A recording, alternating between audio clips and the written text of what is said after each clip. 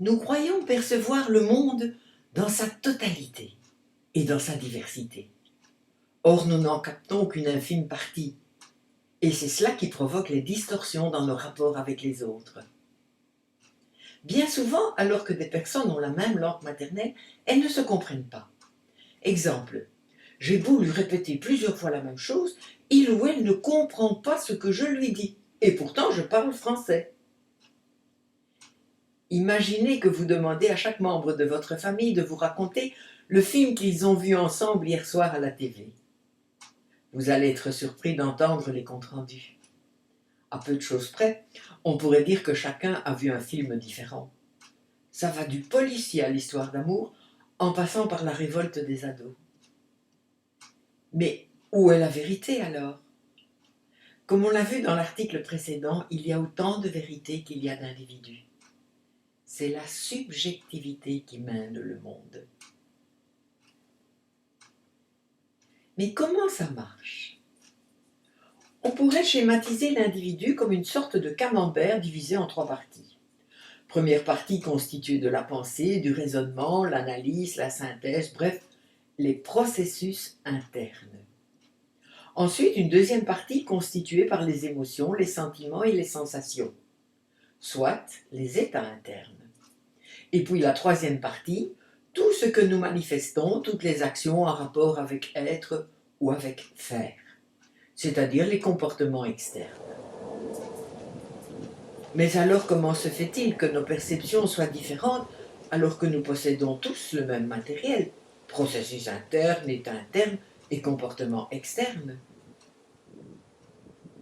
C'est parce que chacun de nous ne connecte qu'une partie de l'information qu'il reçoit du monde. Chacun de nous possède des filtres qui lui sont propres. Et ces filtres sont de 3 types.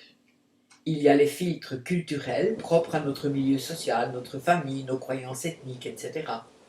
Il y a les filtres personnels, propres à notre âge, à la situation spécifique que nous vivons, par exemple se marier ou attendre un enfant, ou aux objectifs que nous essayons d'atteindre, tels que changer de boulot, acheter une voiture, réparer son toit, etc.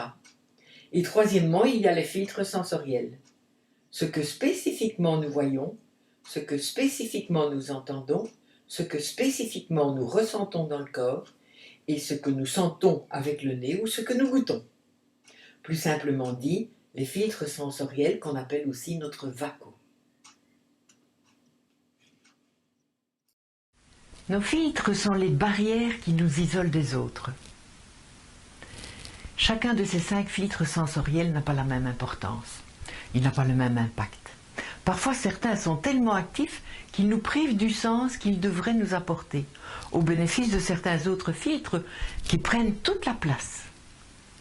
C'est pourquoi certaines personnes ne reçoivent que des informations visuelles, d'autres que des informations auditives ou sensorielles. Exemple, au lendemain d'une fête que vous avez organisée pour l'anniversaire de votre conjoint, pas mal de convives vous téléphonent pour vous remercier de l'invitation.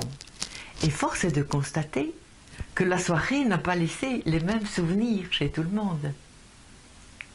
Certaines personnes vont mettre en évidence tout ce qui relève du visuel, tel que la présentation du buffet, la tenue vestimentaire des invités, le décor de votre maison, etc., etc. D'autres mettront en évidence tout ce qui relève de l'audition. C'est-à-dire, ils vous parleront de la musique qui était bonne, des commérages, de la facilité d'élocution qu'ont certains convives à s'exprimer en public, etc. Et d'autres encore vont vous parler des saveurs du buffet, du choix judicieux des vins, de l'ambiance conviviale et de la connivence entre certaines personnes. Vous aurez l'impression qu'ils n'ont pas vécu la même fête que vous, et vous pourriez même constater que vous êtes plus sensible à certains remerciements plutôt qu'à d'autres.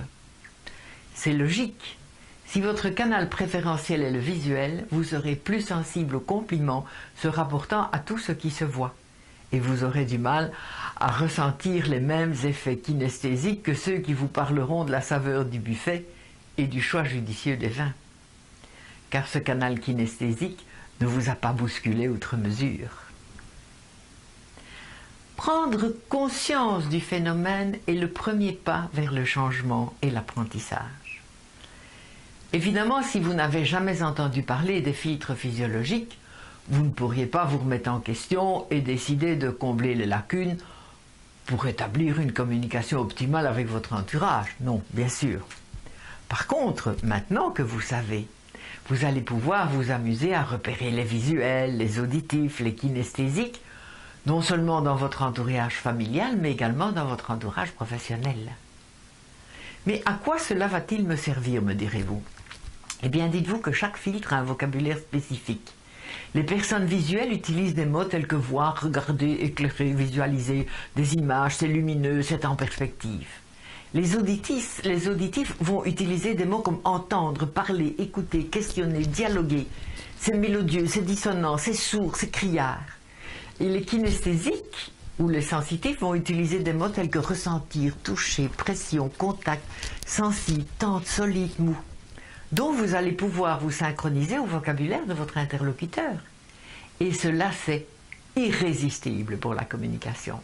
Car alors l'autre se sent compris dans son intimité intellectuelle, puisqu'on lui parle dans son propre système de représentation.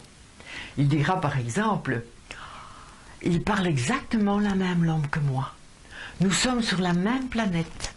Nous avons la même carte du monde. Ah, il me comprend si bien et je me sens si bien en sa compagnie. » Tout ce que je viens de vous communiquer pourrait être un gros plus dans votre vie. Mais ce fonctionnement nécessite un apprentissage important. Alors c'est à vous de voir le temps que vous allez y consacrer. Mais comme mon objectif n'est pas de vous donner un cours de PNL, mais de vous ouvrir quelques portes, vous permettant de savoir notamment pourquoi votre interlocuteur a l'air de ne pas comprendre ce que vous lui dites, eh bien vous saurez alors que ce n'est pas parce qu'il est sourd, ce n'est pas parce qu'il n'a pas envie de vous écouter, ce n'est pas parce qu'il fait de l'opposition systématique, c'est juste parce que vous avez un système de représentation du monde différent du sien. Et par conséquent que vous n'utilisez pas les mêmes mots. C'est aussi simple que ça. Vous verrez, ça libère du jugement négatif que parfois on peut porter sur les gens.